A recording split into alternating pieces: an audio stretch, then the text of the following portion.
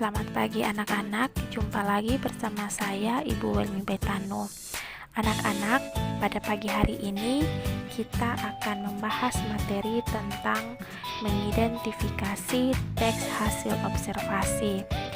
Tapi sebelum kita memulai dengan materi kita pada pagi hari ini, mari kita berdoa terlebih dahulu.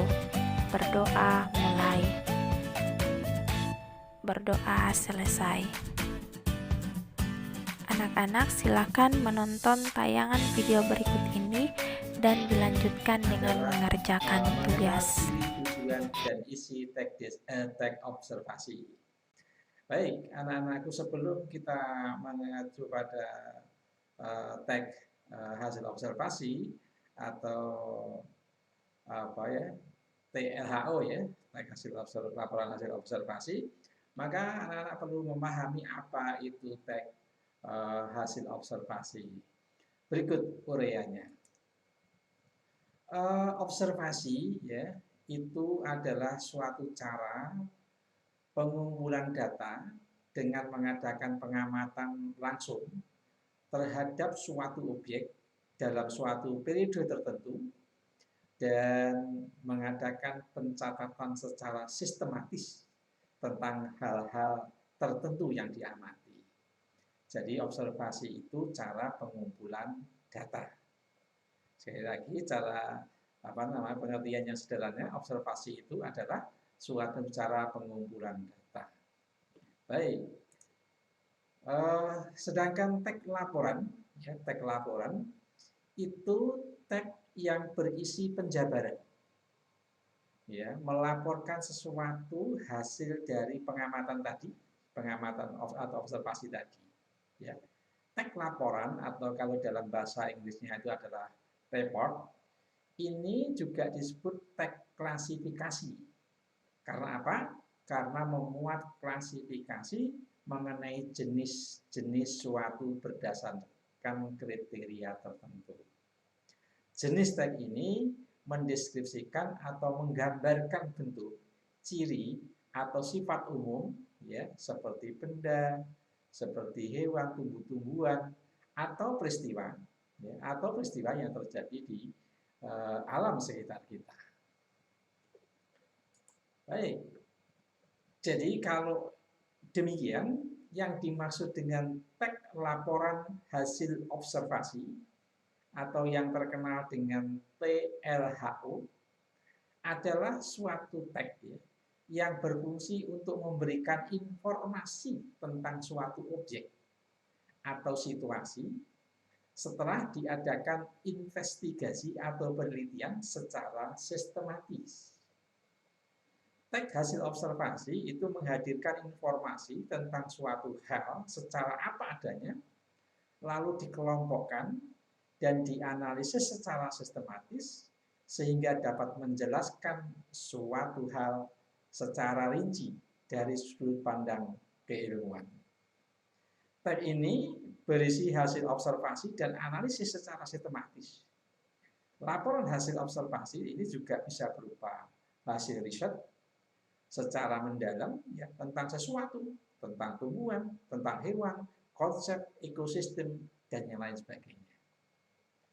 Ya, teks laporan hasil observasi ini biasanya berisi fakta-fakta yang bisa dibuktikan secara ilmiah. Karena apa? Karena namanya saja adalah teks laporan hasil observasi. Jadi ini pasti bersifat ilmiah.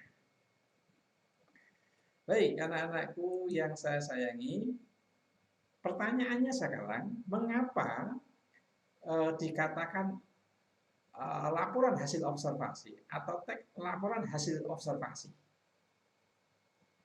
Yang pertama, isi yang dibahas adalah ilmu tentang sesuatu objek atau konsep. Kalau itu hasil observasi. Yang kedua, objeknya yang dibahas itu bersifat umum, sehingga penjelasan ciri umum semua yang termasuk kategori atau kelompok itu ya judulnya bersifat umum ya. Misalnya ada pantai, ada museum, ada demokrasi ya. Berikutnya bertujuan menjelaskan dari sudut pandang ilmu. Ini bukan sudut pandang pengarang, ya.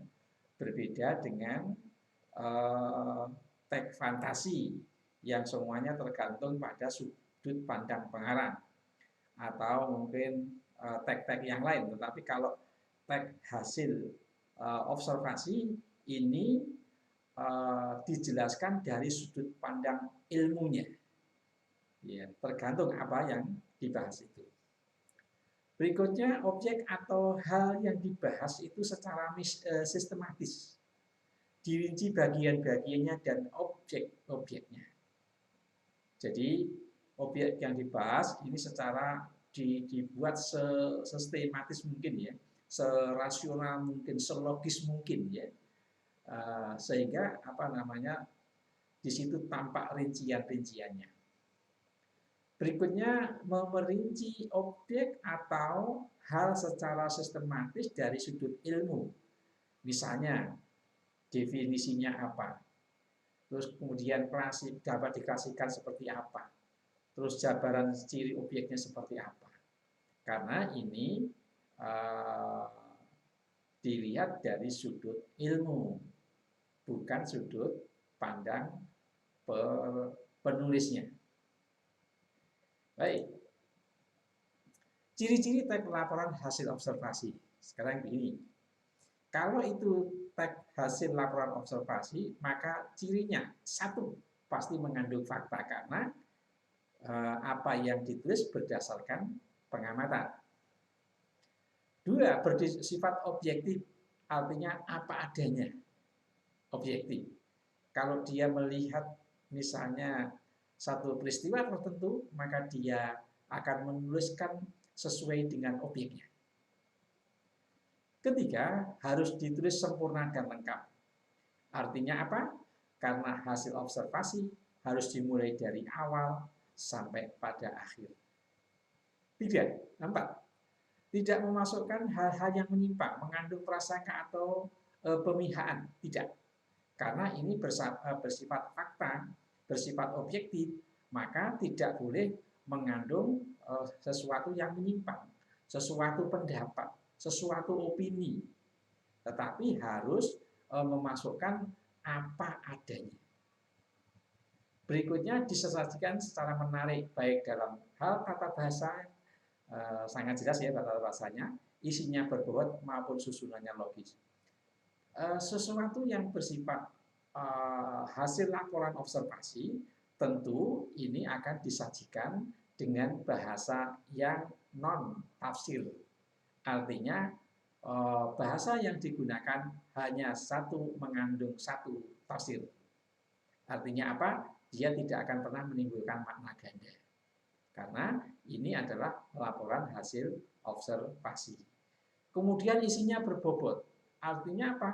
Karena yang diobservasi sesuatu objek, tentunya objek itulah pasti objek yang bagus.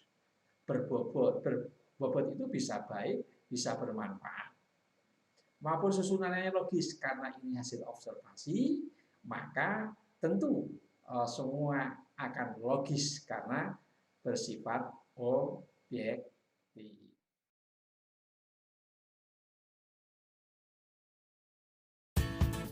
Demikian materi kita hari ini, mengidentifikasi teks hasil observasi.